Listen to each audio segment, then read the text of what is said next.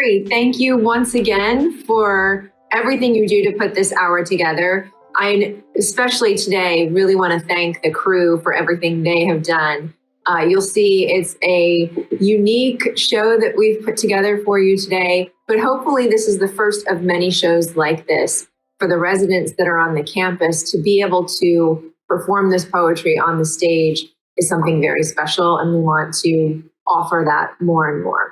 So I've teased what's coming up, but Harry, tell us what's happening. Hi, Jennifer. Thank you and the Creative Chaos team. Hi, Guerin. Hi, John. Hi, everyone. Thanks for coming. We have a wonderful show today. The Wasteland will be read by Guerin Berry, and then John Towey will present the poetry of Richard Wilbur. The Wasteland by T.S. Eliot was published in 1922. James Cushing, poet, scholar, professor, would tell his students when teaching this modernist poem, imagine the poem as spoken, not by one single person, but by a mind capable of shifting its perspective and even its identity. Do not worry about parts you do not understand immediately. Let its images and voices work their dramatic and emotional effect. Nobody ever gets this poem after one single reading. Here's The Wasteland, read by the marvelous actor Guerin Berry.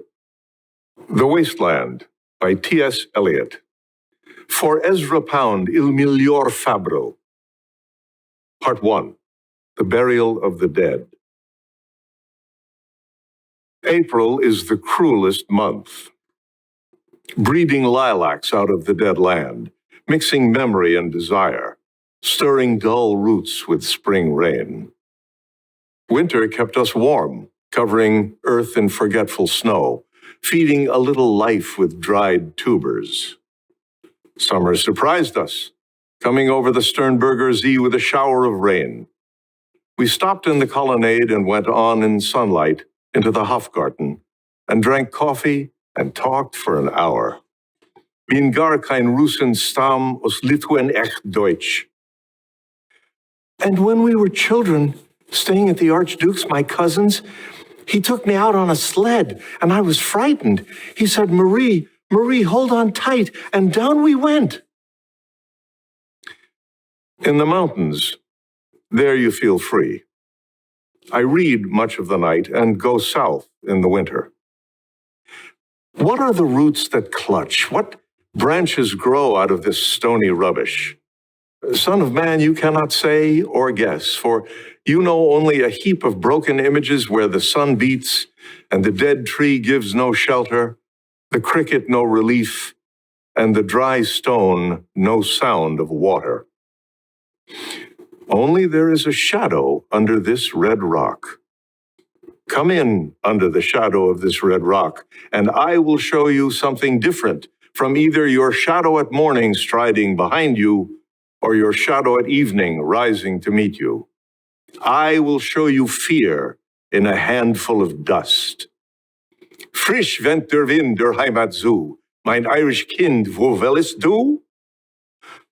You gave me hyacinths first a year ago. They called me the Hyacinth Girl.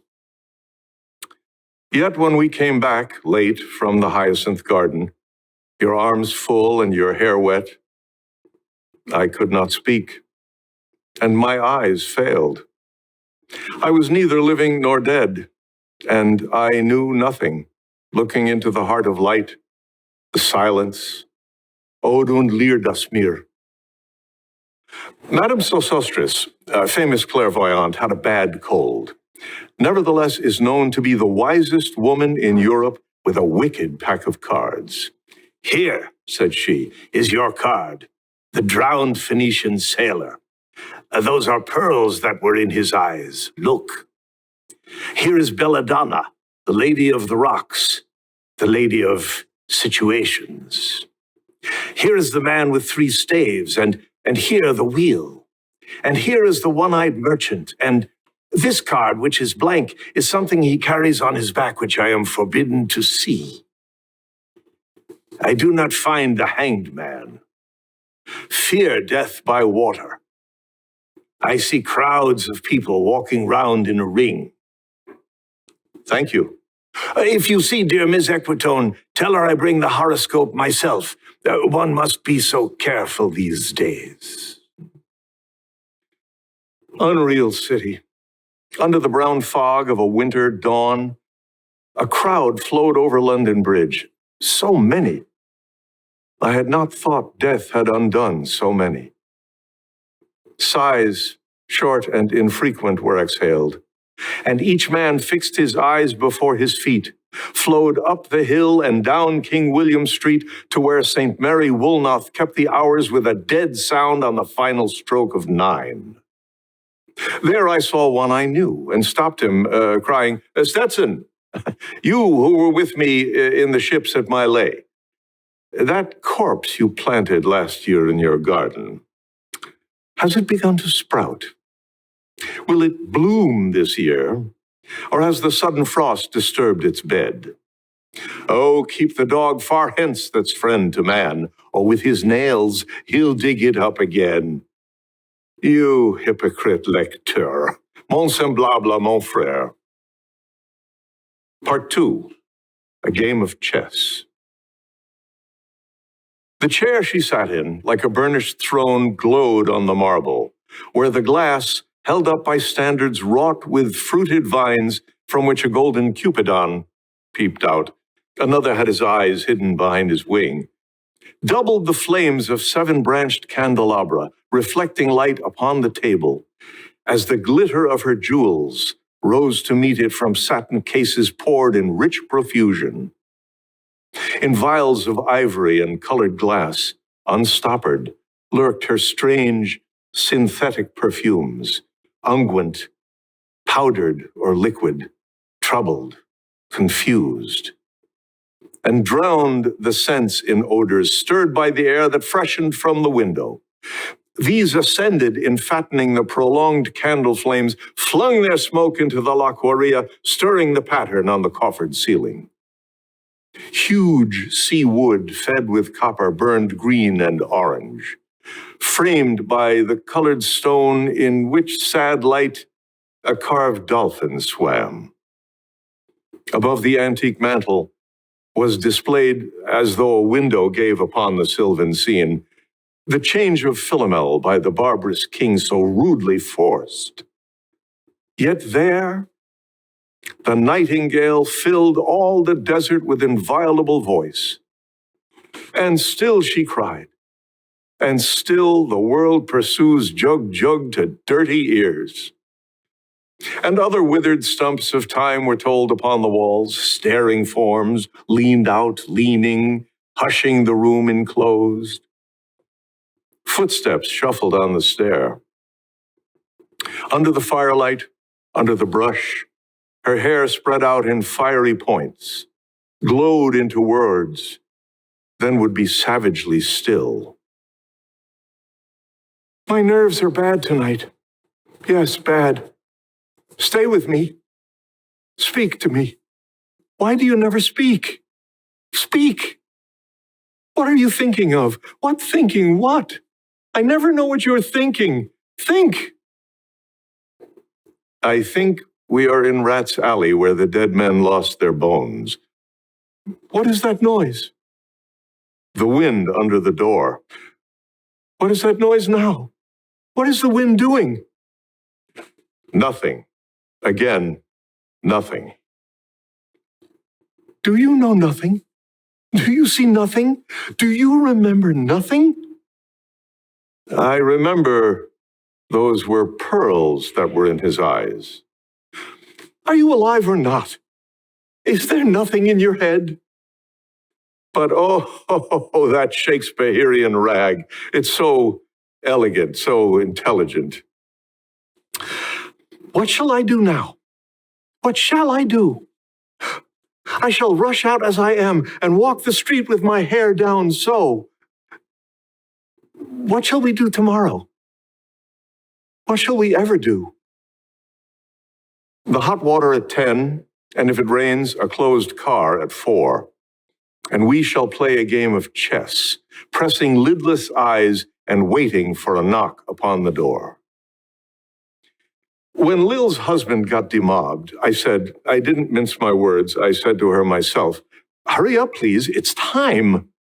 Now, Albert's coming back. Make yourself a bit smart. He'll want to know what you've done with that money he gave you to get yourself some teeth. He did. I was there. You have them all out, Lil, and get a nice set, he said. I swear I can't bear to look at you. And no more can't I said.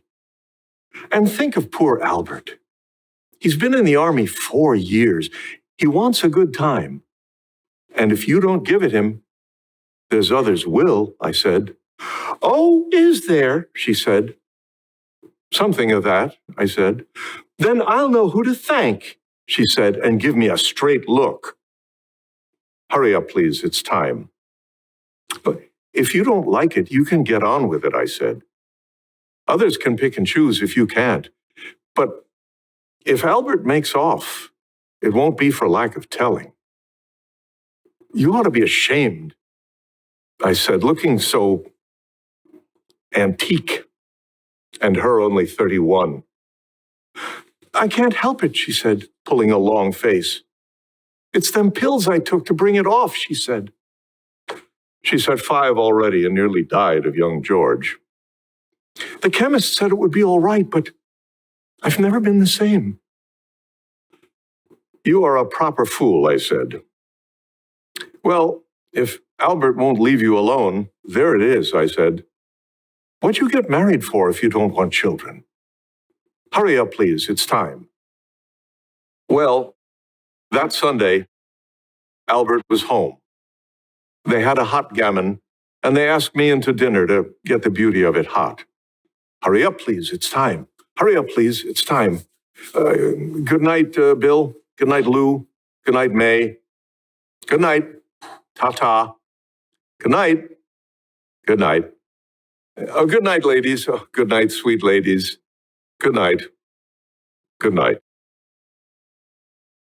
Part 3, the fire sermon.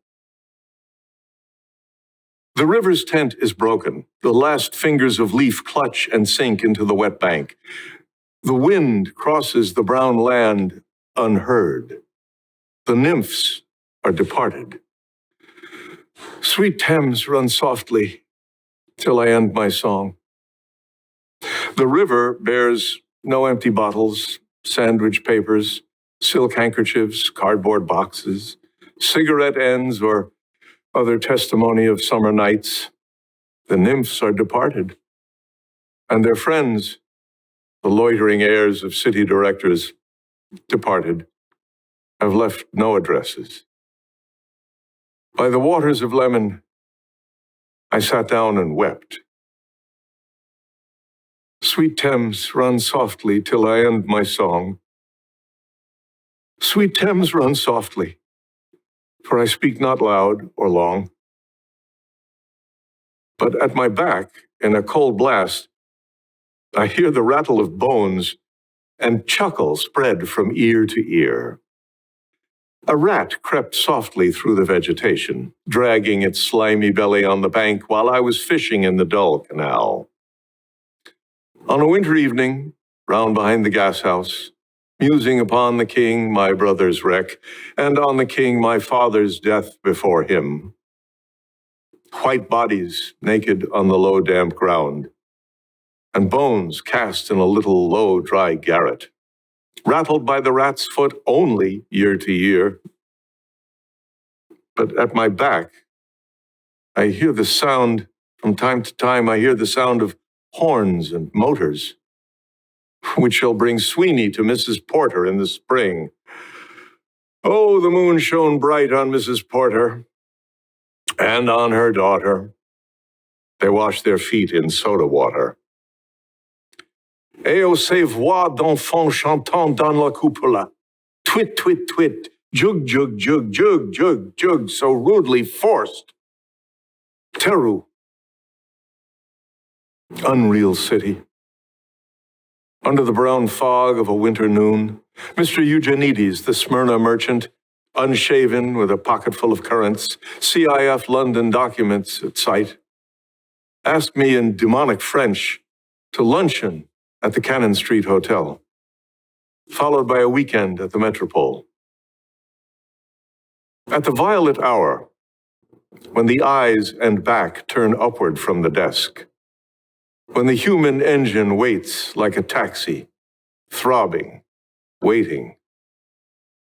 I, Tarasius, though blind, throbbing between two lives, old man with wrinkled female breasts, can see at the violet hour, the evening hour that strives homeward and brings the sailor home from sea.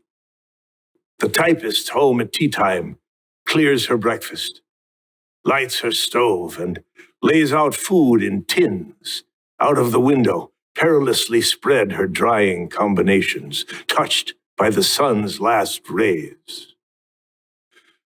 On the divan are piled, at night, her bed, stockings, slippers, camisoles, and stays.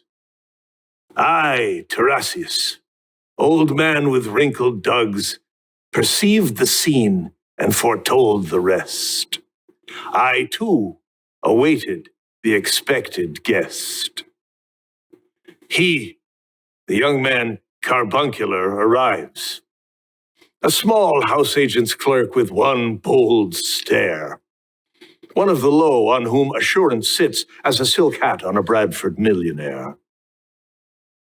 The time is now propitious, as he guesses. The meal is ended. She is bored and tired. Endeavors to engage her in caresses, which still are unreproved if undesired. Flushed and decided, he assaults at once. The exploring hands encounter no defense. His vanity requires no response and makes a welcome of indifference. And I, Tarasius, have forsuffered all enacted on this same divan or bed. I, who have sat by Thebes below the wall and walked among the lowest of the dead, bestows one final patronizing kiss and gropes his way, finding the stairs unlit. She turns and looks a moment in the glass, hardly aware of her departed lover. Her brain allows one half-formed thought to pass. Well, now that's done, and I'm glad it's over. One lovely woman stoops to folly and paces about her room again alone. She smooths her hair with automatic hand and puts a record on the gramophone. The music crept by me upon the waters and along the Strand up Queen Victoria Street. Oh, city, city. I can sometimes hear beside a public bar in Lower Thames Street the pleasant whining of a mandolin and a clatter and chatter from within where fishermen lounge at noon, where the walls of Magnus Martyr hold inexplicable splendor of Ionian white and gold. The river sweats oil and tar. The barges drift with the turning tide. Red sails wide to leeward swing on the heavy spar. The barges wash drifting logs down Greenwich Reach, past the Isle of Dogs. Waialalalea, waialalalea. Elizabeth and Leicester, beating oars. The stern was formed, a gilded shell, red and gold. The brisk swell rippled both shores. Southwest wind carried downstream the peal of bells, white towers. Waialalalea, waialalalea. Trams and dusty trees. Highbury bore me. Richmond and Kew undid me. By Richmond I raised my knees supine on the floor of a narrow canoe. My feet are at Moorgate, and my heart under my feet. After the event, he wept. He promised a new start. I made no comment. What should I resent? On Margate sands, I can connect nothing with nothing. The broken fingernails of dirty hands, my people, humble people who expect nothing. Lala. To Carthage then I came, burning, burning, burning, burning. O Lord, thou pluckest me out. O Lord, thou pluckest, burning. Part 4, Death by Water. Phlebas the Phoenician, a fortnight dead, forgot the cry of gulls and the deep sea swell and the profit and loss. A current undersea picked his bones in whispers. As he rose and fell, he passed the stages of his age and youth, entering the whirlpool. Gentile or Jew, O you who turn the wheel and look to windward, consider Phlebas, who was once handsome and tall as you. Part 5, What the Thunder Said. After the torchlight red on sweaty faces, after the frosty silence in the gardens, after the agony in stony places, the shouting and the crying, prison and palace, and reverberation of thunder of spring over distant mountains, he who was living is now dead. We who were living are now dying, with a little patience. Here is no water, but only rock. Rock and no water and the sandy road, the road winding above among the mountains, which are mountains of rock without water. If there were water, we should stop and drink. Amongst the rock, one cannot stop or think. Sweat is dry and feet are in the sand. If there were only water amongst the rock, dead mountain mouth of carious teeth that cannot spit. Here, one can neither stand, nor lie, nor sit. There's not even silence in the mountains, but dry, sterile thunder without rain. There's not even solitude in the mountains, but red, sullen faces sneer and snarl from doors of mud-cracked houses. If there were water and no rock, if there were rock and also water, and water, a spring, a pool among the rock, if there were the sound of water only, not the cicada and dry grass singing, but sound of water over a rock where the hermit thrush sings in the pine trees, drip, drop, drip, drop, drop, drop, drop, drop. But there is no water. Who is the third who walks always beside you? When I count, there are only you and I together, but when I look ahead up the white road, there is always another one walking beside you, gliding, wrapped in a brown mantle, hooded. I do not know whether a man or a woman. But who is that on the other side of you? What is that sound high in the air? Murmur of maternal lamentation. Who are those hooded hordes swarming over endless plains, stumbling in cracked earth, ringed by the flat horizon only? What is the city over the mountains? Cracks and reforms and bursts in the violet air. Falling towers. Jerusalem, Athens, Alexandria, Vienna, London. Unreal. A woman drew her long black hair out tight and fiddled whisper music on those strings. And bats with baby faces in the violet light whistled and beat their wings and crawled head downward down a blackened wall. And upside down in air were towers tolling reminiscent bells that kept the hours, and voices singing out of empty cisterns and exhausted wells.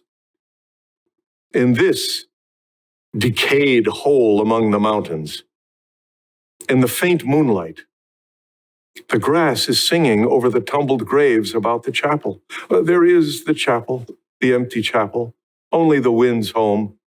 It has no windows and the door swings. Dry bones can harm no one. Only a cock stood on the roof tree. Cuckoo, cuckoo. In a flash of lightning, then a damp gust bringing rain, Ganga was shaken, and the limp leaves waited for rain while the black clouds gathered far distant over Himavant.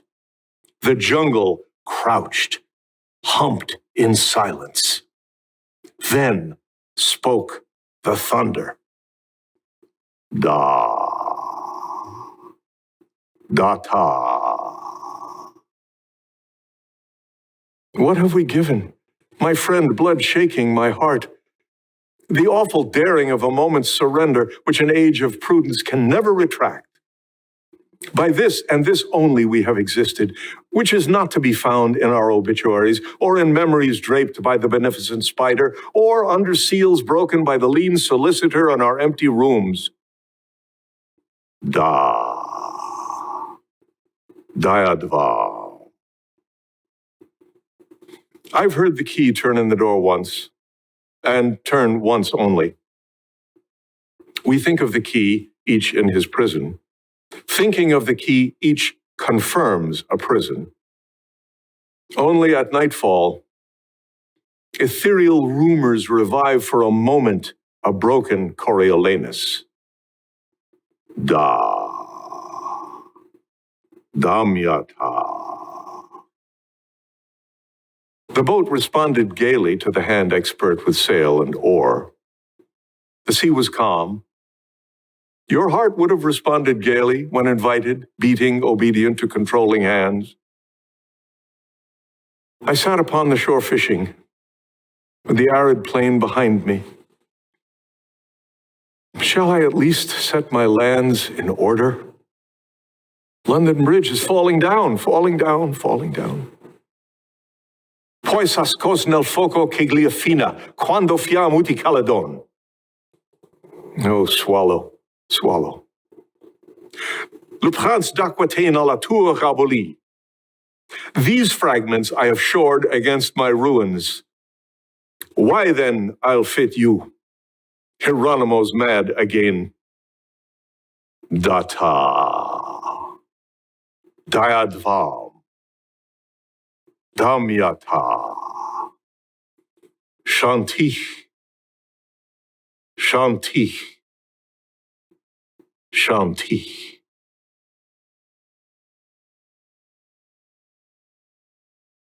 Thank you, Guerin, for such a magnificent reading.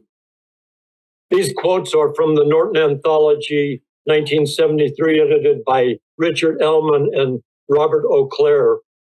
The personal life out of which in 1921 came Eliot's poem, The Wasteland, began now to be lived in earnest. Vivian Lee suffered obscurely from nerves. Her health was subject to frequent collapses. She complained of neuralgia, of insomnia. Ezra Pound regarded the passage in The Wasteland, which begins, "My nerves are bad tonight," as a transcript of her talk. Eliot was put under great strain, and the collapse of his marital expectations is probably shadowed in the opening of his poem, "April is the Cruelest Month." The death of his father in January 1919 was another blow, especially since his father died thinking that Eliot had wasted his ability. Passing references to a father's death in The Wasteland perhaps express his son's guilt. Eliot must also have been conscious that he had passed his 30th year and The Wasteland was a memorial to his youth. Much of The Wasteland was written in early 1921. He consulted Pound in Paris, and with Pound's brilliant aid was able to piece The Wasteland out of various drafts. When the poem itself was published in 1922, it gave Eliot his central position in modern poetry. No one has been able to encompass so much material with so much dexterity, or to express the ennui and the horror of so many aspects of the modern world. This came, as you know, right after World War I. So it's been a marvelous experience listening to Guerin read and bring to life The Wasteland in a way no one else ever has achieved. Our next poems that will be read are from the great neo-realist Richard Wilbur. Here's a brilliant actor, a singular, remarkable presenter of the poetry of the great poet Richard Wilbur, John Towey. Thanks, Harry. I'm going to do a poem today. You know, yesterday was Memorial Day, and if you'd noticed, the flag on our campus was raised to half staff in honor of those who have died for our country. This poem was, Richard Wilbur was commissioned to write a poem on the rededication of the Statue of Liberty in 1986. It was presented originally in 1886, so this was the 100th year anniversary of it. It was covered with scaffolding for 2 years before, and then it was taken down. And this is the poem. It's in 5 sections. A little complicated because it was originally written as a cantata by the composer William Schumann. And it has 5 sections done with a great big chorus and a basso profundo to do the solo stuff. But I listened to 2 versions of it. Can't understand the words when everybody's singing. So, not that I was going to sing it, I'm just going to speak it. Anyway, this is in 5 parts, and it's called On Freedom's Ground. And the first part is called Back Then. Back then, before we came to this calm bay and savage ocean side, when Bedloe's Island had no English name, the waves were but the subjects of the tide and vassals of the harnessed wind, which blew not as it chose, but as it had to do. And the river had no choice but to create this basin to the south, where every springtime tuned the peeper's voice and drove the shad run through its narrow mouth. And the high hovering seabirds, even they were slaves to hunger, diving on their prey. Where was the thought of freedom then? It came ashore within the minds of men. 2 are risen states. It was an English thought that there is no just government unless by free consent. And in that English cause we fought. Our George defied their George. Our Continentals would not yield on Saratoga's field or to the snows of Valley Forge. But Yorktown's fall we owe not to ourselves alone, and let this nation not forget great Lafayette and Rochambeau. It was our risen states which heartened France at last to rise and beat with angry cries on prison gates and palace doors, till Frenchmen all might say, with us and by the world be heard the sweet and rousing word of liberty, of liberté. Like a great statue, the 3rd section. Mourn for the dead who died for this country, whose minds went dark at the edge of a field, in the muck of a trench, on the beachhead sand, a blast amid ships, a burst in the air. What did they think of before they forgot us? In that blink of time before they forgot us. I don't know, the glare and whiskey of Saturday evening, the drone or lilt of their families' voices, the bend of a trout stream, a fresh-made bed, the sound of a lathe, of the scent of sawdust, the mouth of a woman, a prayer, who knows? Let us not force them to speak in chorus. These men diverse in their names and faces, who lived in a land where a life could be chosen, say that they mattered alive and after, that they gave us time to become what we could. Grieve for the ways in which we betrayed them. We robbed their graves of a reason to die. The tribes pushed west and their treaties broken. the image of God on the auction block, the immigrant scorned, striker beaten, the vote denied to liberty's daughters. What can we salvage from all that has shamed us? Be proud, at least, that we know we were wrong. We need not lie that our books are open.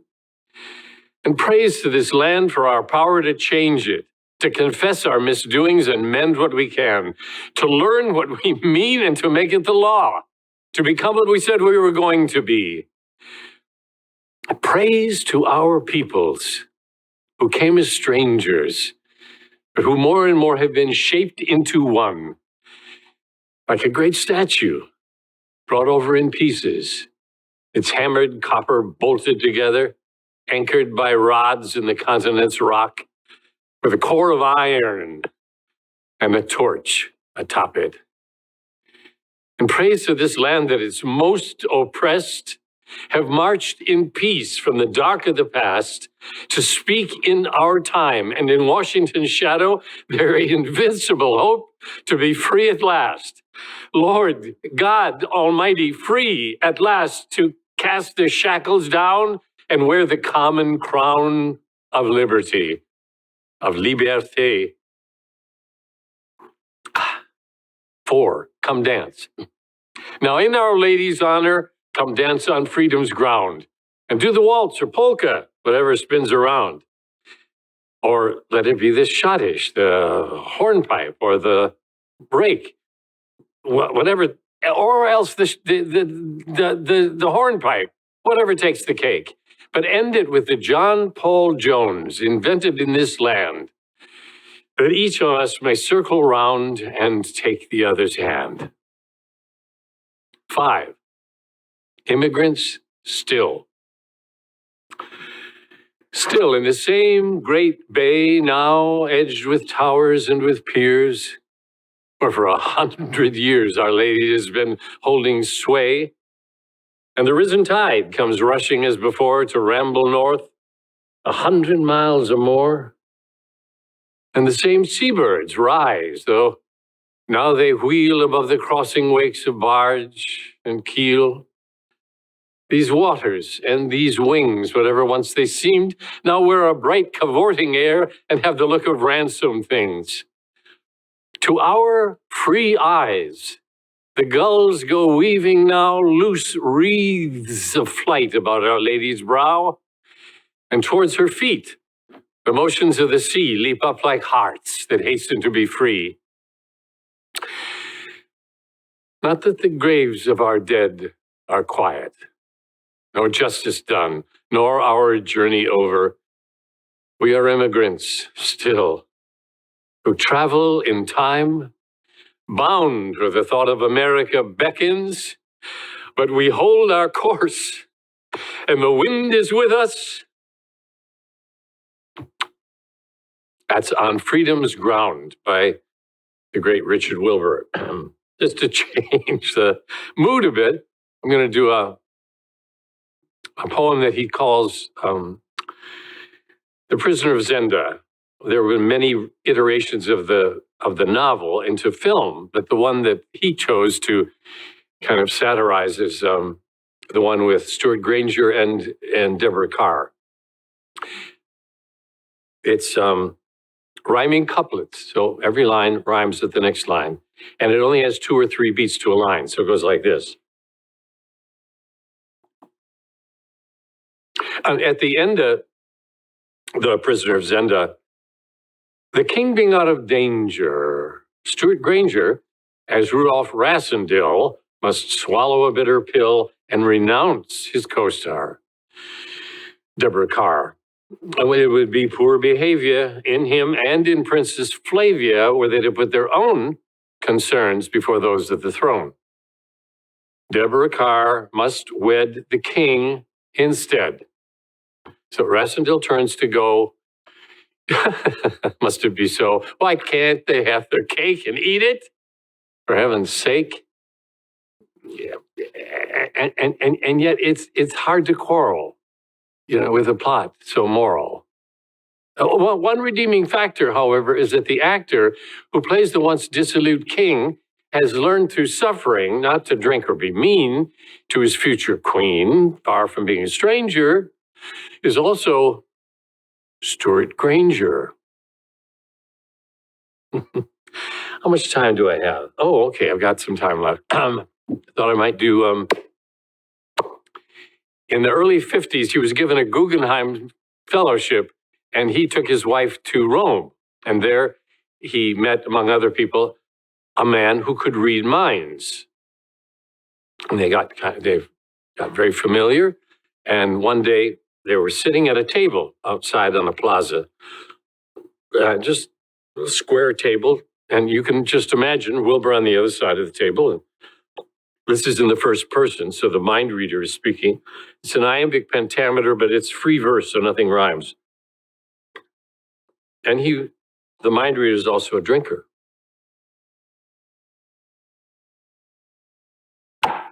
Well, some things are truly lost. Think of a sun hat. Laid for a moment on a parapet, while three young women, one perhaps in mourning, talk in the crenelled shade. A slight wind plucks and budges it, and it scuffs to the edge, and it cartwheels into a giant view of some description. Haggard escarpments, if you like. It plunged down through mica shimmer, through a moss of pines, amidst which here or there a half-seen river lobs up a blink of light. And the sun hat falls with what free flirts and stoops you can imagine down to that reeling vista or another, unseen by any, even by you or me. It is as when a pipe wrench catapulted from the jounced back of a pickup truck dives headlong into a bushy culvert.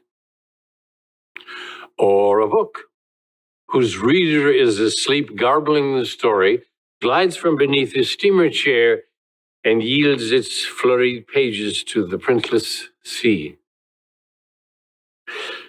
It is one thing to escape from consciousness, as such things do, but it's another to be pent in the dream cache or stony oubliette of someone's head. They found when I was little that I could tell the place of missing objects. And I stood by the bed of a girl, an old man whose face was lost in shadow. When did you miss it? People would be saying, well, where did you see it last? And then those voices querying or replying, and they came to sound like the cries of birds and the leaves race and whiten and a black overcast is shelving over.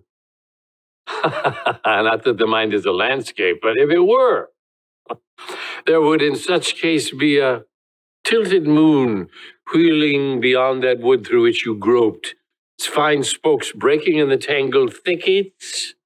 There'd be obfuscations, paths which lead to just dried up stream beds, hemlocks invited through shiny clearing to a groundless shade, and yet in a sure stupor you would come upon dilapidated cairns and abraded moss and half-healed blazes leading to where around the turning of a fear, the lost thing shone. Imagine a railway platform. The long cars coming to a cloudy halt beside it, and the fogged windows are not offering a view now of those within or those without. Now, in the crowd, forgive my predilection, is a young woman standing amidst her luggage, expecting to be met by you, a stranger. See how she turns her head, the eyes engaging, disengaging, pausing, shying away. It's like that, with things that are put out of mind, as the queer saying goes. A lost key hangs trammeled by threads, and what you come to see is the webbed darkness of a sewing basket. It's flashing a little. Or a photograph misplaced in an old ledger turns its oblivious profile to rebuff your vision Yet it glistens with the fixative of thought.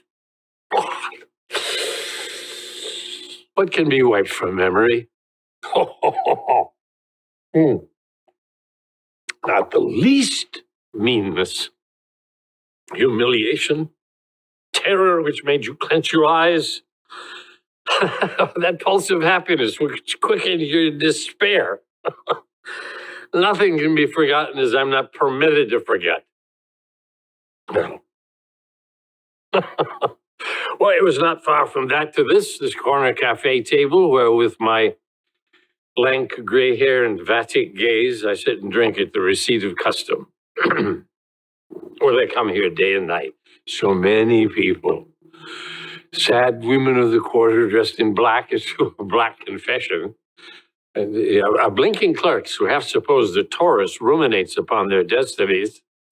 Men of affairs down from Milan to cleared with the megas before they buy or sell some stock or other.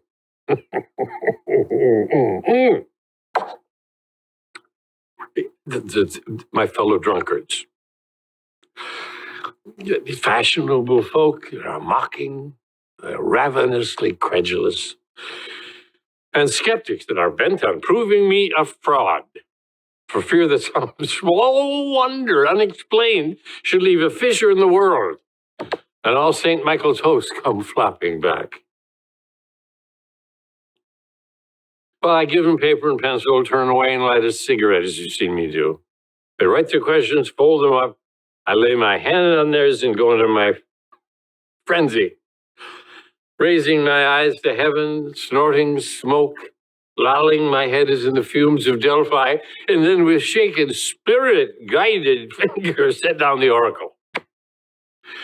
All that, of course, is trumpery, since 9 times out of 10, what words float up within another's thought surface as soon in mine. Wow, unfolding like paper flowers in a water glass. And then in the 10th case, I sometimes cheat a little. Oh, that shocks you. But consider what I do cannot, so most conceive, be done at all. And when I fail, well, I'm a charlatan even to such as I've once astounded. In other words, a tailor can miscut my coat and be a tailor still. But I tell you this because you know that I have the gift, the burden. Whether or not I put my mind to it, the world usurps me ceaselessly, my 6th and never resting sense. The cheap room black with the anger of insomnia, whose wall boards vibrate with the mutter's plaints and flushings of the race. What should I tell him? I have no answers. But it won't. Set your fears at rest. I scribble when I must. Your paramour is faithful, and your spouse is unsuspecting.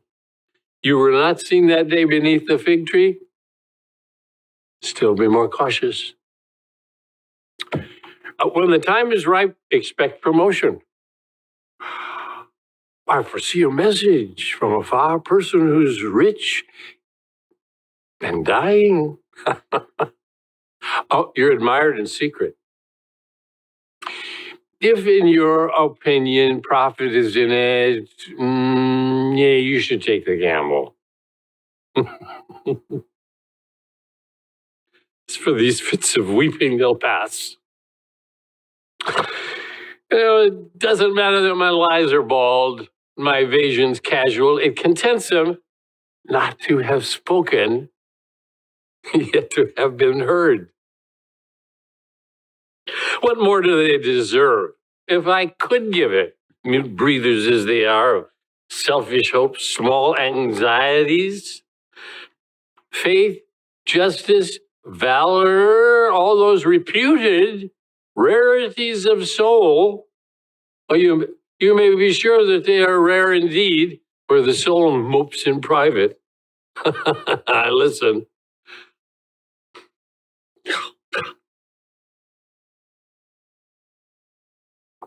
Sometimes I wonder if the blame is mine. If there is sullen fault of the mind's ear, I miss a resonance in all their fretting. Is there some huge attention, do you think, which suffers us and is inviolate, to which all hearts are open, which remarks the sparrow's weighty fall, and overhears in the worst rancor some of the deflected sweetness? Oh, I should be glad to know it. Meanwhile, saved by the shrewd habit of concupiscence, which narrows my regard, and drinking studiously until my thought is a blind that's lowered almost to the sill. Oh, I hanker for that place beyond the sparrow, where the wrench beds in mud, that sun hat hangs in densest branches, and the book is drowned. Oh, you've read my mind. Or one more, perhaps, a mezzo litro. Oh, grazie, professore.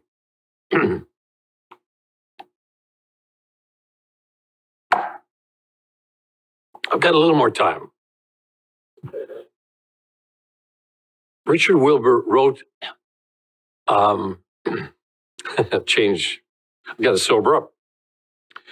He wrote a wedding toast for his son in 1972, and he spoke it at his son's, the reception after the wedding. Last August, I went to Boston, where my son got married, and I asked him and his wife if they would mind if I recited this wedding toast at their reception, and they said fine. So here it goes. It's about Jesus turning the water into wine. A Wedding Toast by Richard Wilbur. St. John tells how at Cana's wedding feast, the water pots poured wine in such amount that by his sober count, there were 100 gallons at the least. It made no earthly sense. Unless to show that whatsoever love elects to bless brims with a sweet excess that can without depletion overflow, which is to say that what love sees is true. Love's fullness is not made but found. Life hungers to abound and pour its plenty out for such as you.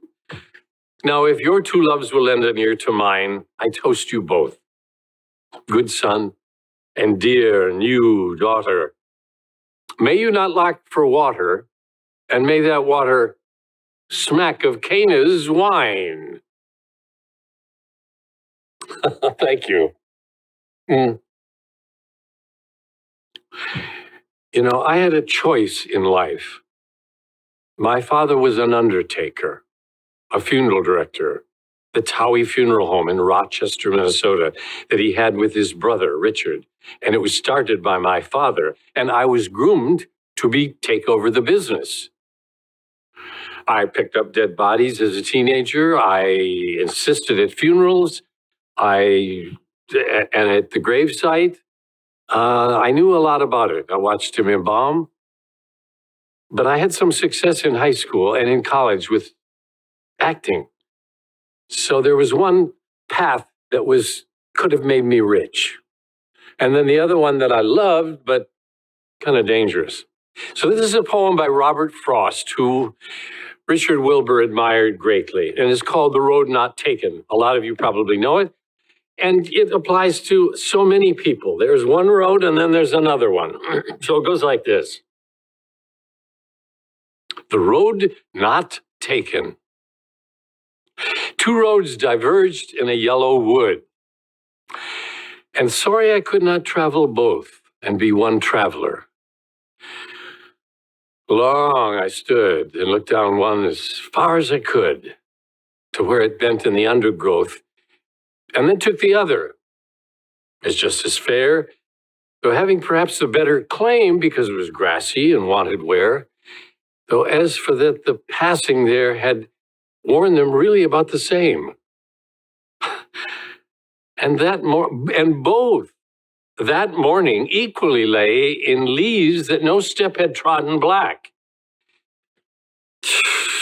So I kept the first for another day.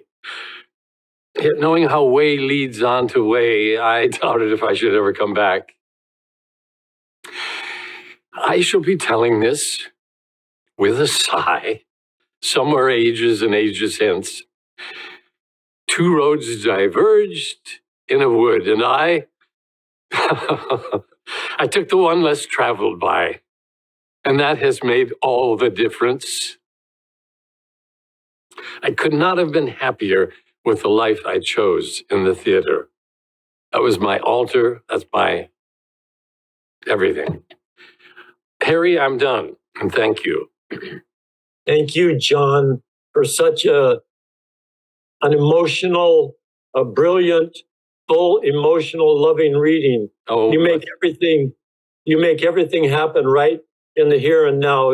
You know, I've seen you read these, not these poems, but I've seen you read a few of these and others, and you just get better and better. Oh, bless you. Thank you, Harry. It's really transfixing. You're happening right there and then.